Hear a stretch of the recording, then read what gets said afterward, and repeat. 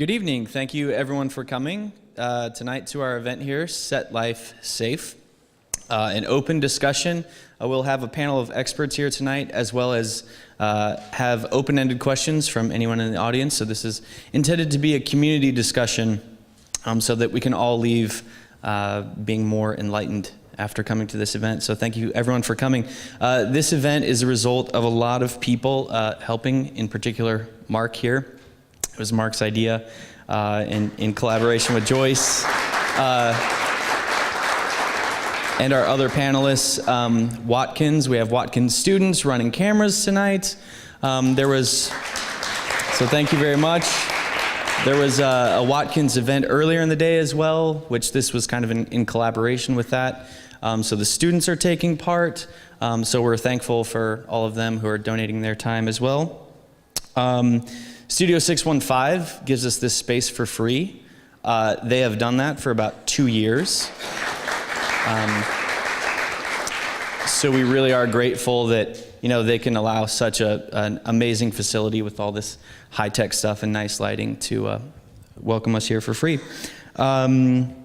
And Joyce's organization is called iSafe, so you'll learn so much more about them tonight, but obviously tonight we are collaborating with them to get this important message out.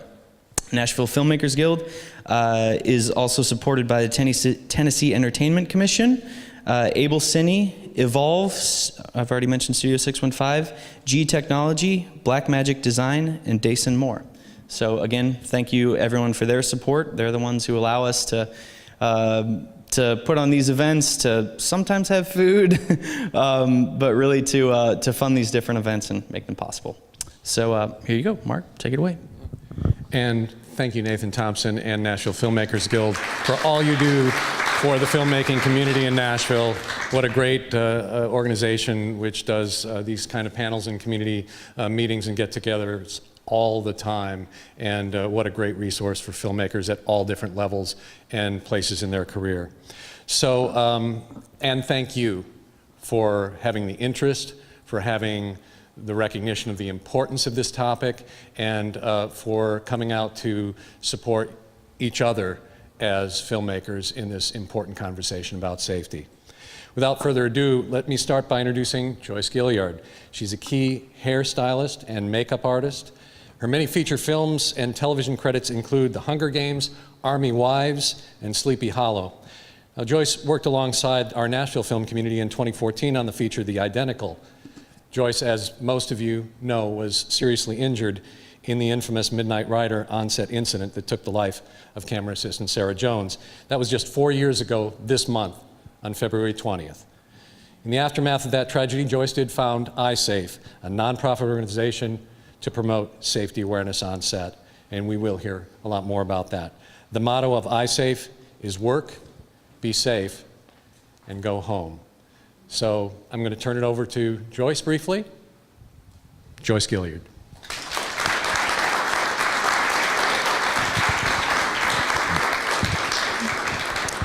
Hello everyone, thank you for coming out today to support this event.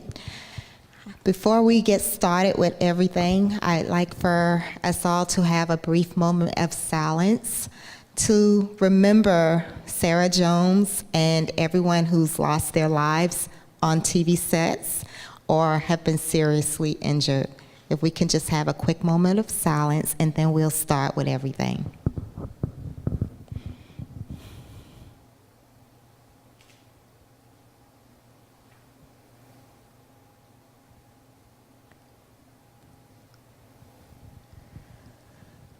Thank you.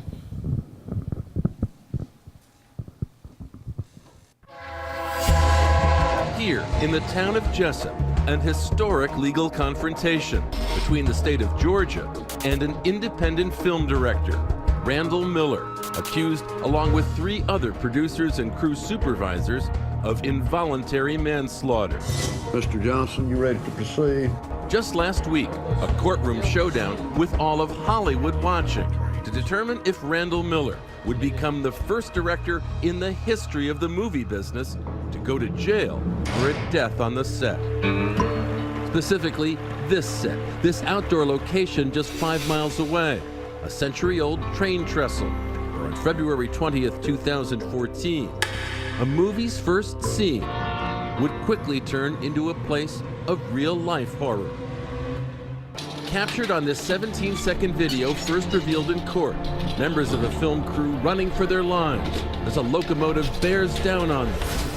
And on that crew, this young woman, filled with bright promise, who would suffer an all but unimaginable fate for doing the job she loved. She fell in love with the camera. She was Sarah Jones, raised in South Carolina without showbiz connections. She earned her film crew stripes during an internship in Charleston on Army Wives, as her parents Richard and Elizabeth remember. Why do you think she was drawn to the camera department? It's a challenge of it, I think. I think for the most part, it's a man's world, and I think that was a little bit of a challenge to her. Competition. Sarah Jones would become a camera assistant, the last sight the camera would see before a scene began. Rolling. Sarah took her own fateful path, taking a camera assistant gig based out of Savannah on the movie Midnight Rider.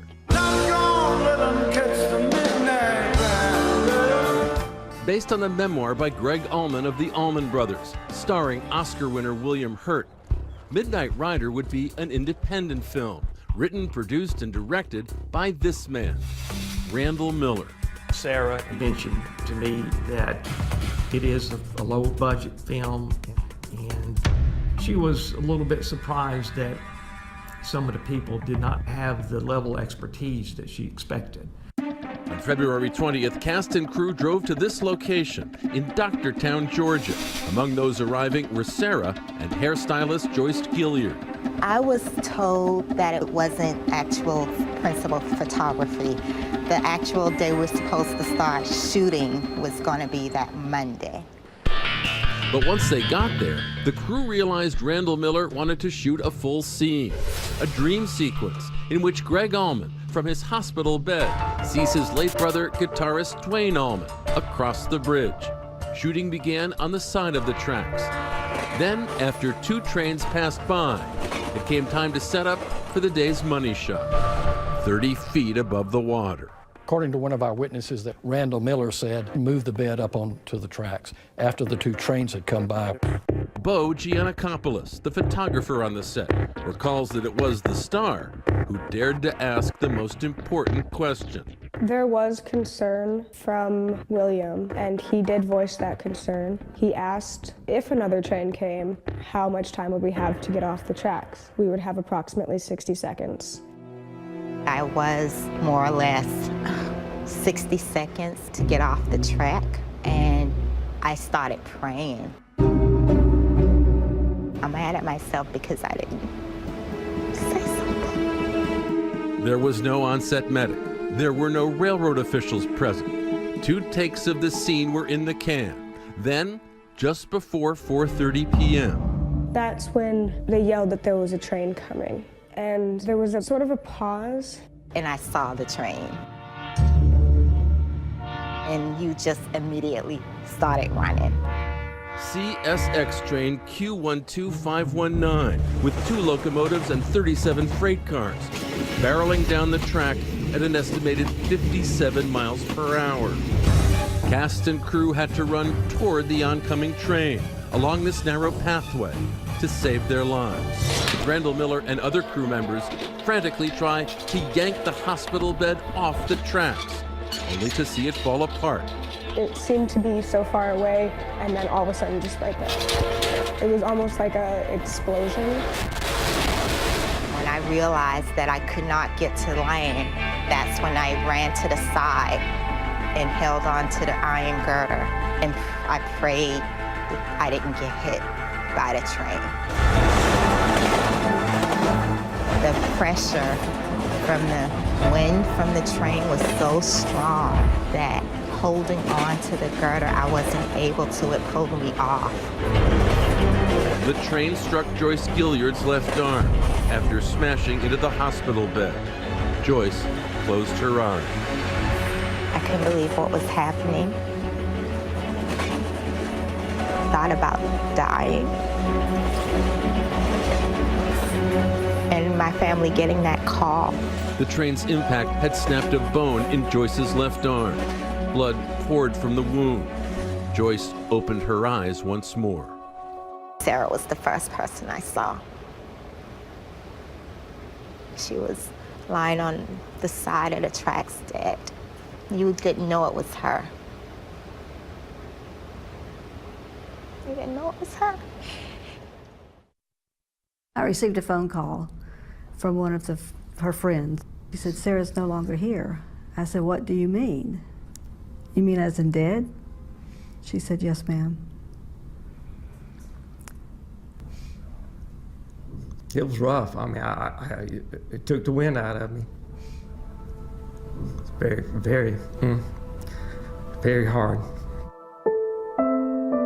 Sarah Jones was 27 years old. Immediately after the accident, investigators sought to figure out who had failed to protect the Midnight Rider crew. Police questioning producer Jay Sedrish about shooting on active train tracks. Of course, our question was, did you have permission? We got that, well, it's complicated answer. From the start, CSX was adamant that Midnight Rider would not be allowed to shoot on any tracks that it owned. This January 27, 2014 email stating, "CSX does not permit filming on our property." Later, at Miller's behest, the Midnight Rider production would specifically seek to shoot here. And in this email, sent to location manager Charlie Baxter on the morning of the shoot, a railroad representative again refuses to grant the film permission to shoot on its tracks. To me, those emails were extremely clear that they did not have permission to be on the tracks. And yet it was there that cast and crew assembled on the afternoon of February 20th.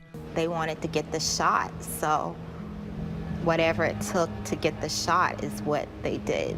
The entire crew was put in a situation where we didn't know what to do, and we all had to basically run for our lives. Hairstylist Joyce Gilliard suffered a compound fracture of her left arm. She's had to have a plate put in. It's not just my arm that was hurt. I suffered such a traumatic experience seeing my coworker, friend, lose her life because of someone else's negligence. Sarah Jones' death galvanized members of the filmmaking community, who vowed to again make safety the top priority. Never again let someone's daughter die. And I give a lot of credit for Sarah Jones's family and others in the industry who have really come forward to try to make that happen. People will not forget Sarah Jones. We are. We are. We are.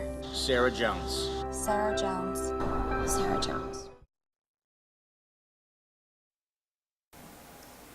A train hit me and I survived. By the grace of God, I am still alive. I was given another chance to live my life. I was given the chance to make things right. I survived getting hit by a train. Thinking back to that day, everything was insane. Filming on live tracks where they were out of their mind, putting the crew in harm's way, thinking everything was fine. The day was doomed from the start. It took my dear friend, who is a memory in my heart. Sometimes I cry and cry in disbelief. This tragedy had happened, and I am still in grief. Our lives have changed since that tragic day. I closed my eyes. I started to pray. I asked for protection, for God to cover me. I prayed for my co-workers. I prayed to thee.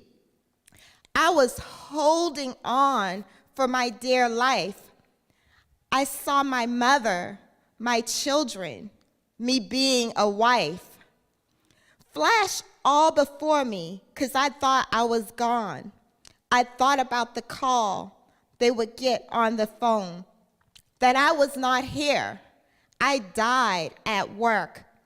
They didn't know what happened and if anyone else was hurt. I didn't get to kiss them goodbye or hug them. I didn't get the chance to tell them I loved them. But I did live. I was hit by a train. I am still hurting, and my heart is still in pain.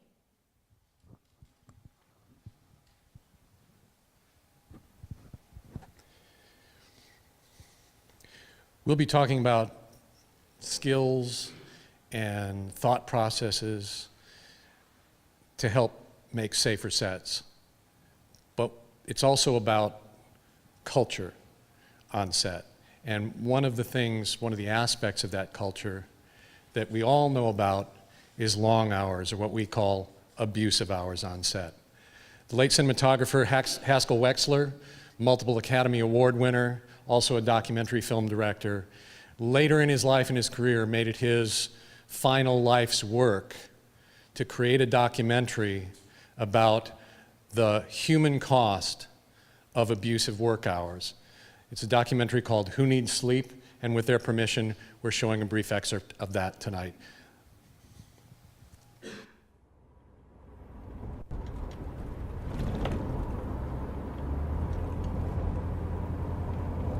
I was 75 years old when I started shooting this documentary. I owned a different El Camino then. Driving home tonight is 8 years after the first shot. During that time, I learned a lot about health, safety, and sleep. But it took all those years for me to understand the only thing I really own is my time. Who needs sleep? Who needs sleep? Who needs sleep? I said I'm young, I'm strong, I could work hard all night long. I need some money in my pocket. You snooze, you lose, no time to pay your dues. I'm moving up just like a rocket. I can't waste no time in bed, 'cause I can sleep when I'm dead. I got big old fish to fry, so step aside as I cruise by. It's a waste of time, I'm feeling bad. Have you ever worked long hours? Yeah, Haskell. In fact, we worked long hours on One Flew Over the Cuckoo's Nest together, remember? They're never less than 12 hours in a day. Like 14 hours a day at least. An average of 15 to 16-hour days. Monday and Tuesday, we worked 2 17-hour days. What's the longest day you've worked? 22. You know as well as I do that most of the time you're working uncivilized hours. There is no such thing as civilized hours in the motion picture business. Okay, very quiet, please. Stand by. 45 Denver, take 2, more. Action. And cut. One of the problems with the movie business is it does seem glamorous, and so there are a lot of people who would say, oh, I'll do anything. You know, at least at the beginning of their careers, you know, I'll do anything, I'll sweep the floors, I'll do ridiculous hours. And so it's a business where there's a lot of opportunity to rip people off.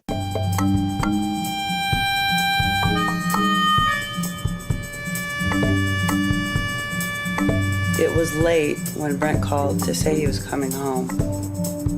And I remember asking him if he was going to be able to have enough rest to get up to take Ariel to the doctor. She had strep throat. He told me he loved me and he would be home.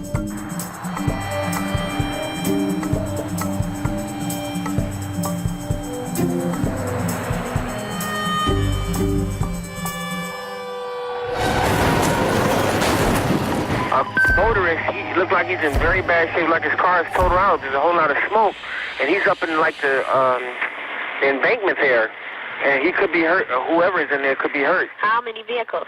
I only saw one. It was the first week of Pleasantville, and we were all wiped out.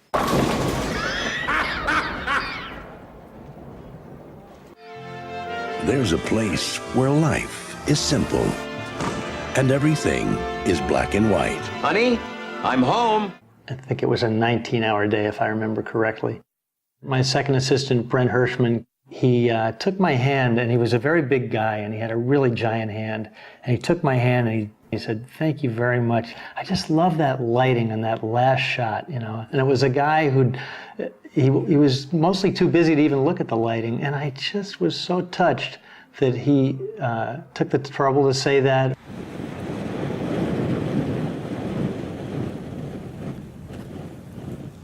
He was a family man. He wanted to get home, and he was looking forward to wrapping and spending the next day or two at home with Ariel to spoil her like he did. There was a flurry of phone calls among the crew. Yes, everybody was horror-stricken that one of us would die like that. But even then, we started to express indignation about how wrong this situation was, how this really shouldn't have happened. I remember being very angry that he lost his life simply for working hard. Studies show sleepy drivers cause at least 100,000 accidents a year. The number may be 3 to 4 times that. No one really knows. What we have learned about sleepiness is somewhat surprising. A very small amount of sleep debt or sleep loss can make a person dangerous. We looked at patients who we deprived of sleep over 1 week, 2 hours a night, and we kept one group up just 24 hours. And then we got one group drunk. And we compared the sleepy patients with the group that got drunk, and they essentially had the same performance. The sleepy people acted just like the drunk people on the driving course. That's what happened to Brent. The night he died, he had already worked 4 15-hour days. And on Friday, it was 19 hours. That's a big sleep debt. What Brent's death pushed me to do was to get involved in trying to see that the circumstances that caused his death didn't occur again. Bruce McCleary, who was my gaffer, he and I wrote a petition. On March 6, 1997, Brent Hirschman, the second assistant cameraman on Pleasantville, drove an hour home from work in Long Beach. He was exhausted, but his 8-year-old daughter, Ariel, had been sick and he wanted to be with her when she woke up. Midway through his trip, the exhaustion overcame him. He drove his car off the road and was killed. We petitioned all production companies, all movie studios, and this industry to limit our workday to 14 hours, beginning at the call and ending when the last person is wrapped. Pretty much the whole crew signed it. And very quickly we were getting phone calls asking for copies that people could sign and circulate on their own movies. The crew of Pleasantville were out in public saying Brent's death was a warning. I took an ad in Variety to help the cause. You couldn't go on any set in Hollywood without hearing about long hours and how we have to do something about it.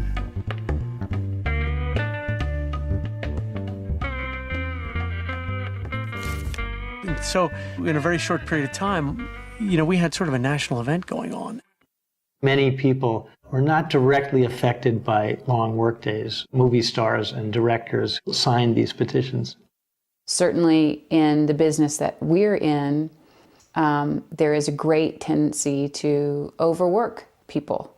And as an actor, I am given a kind of union buffer in that I have to be allowed a certain number of hours between the time I leave work and the time I have to come back to work. So if I see the crew getting worn out and tired and overworked, then I'll say, no, I have to have my 12 hours. Because if I have 12 hours, I know they have a fighting chance at a nap or something, Look at all these. This must have come from some meeting at the DGA. Look, these are all... We were getting phone calls and letters from around the country supporting Brent's rule. Then this came. I guess not everyone was worried about losing sleep. Sell shoes means that's the way it is. Love it or leave it. While Hollywood is looked at as a very glamorous industry, it is also an industry that frequently is really run on kind of sweatshop style conditions. That is, if you can stand it, you can work. You can't stand it, get out.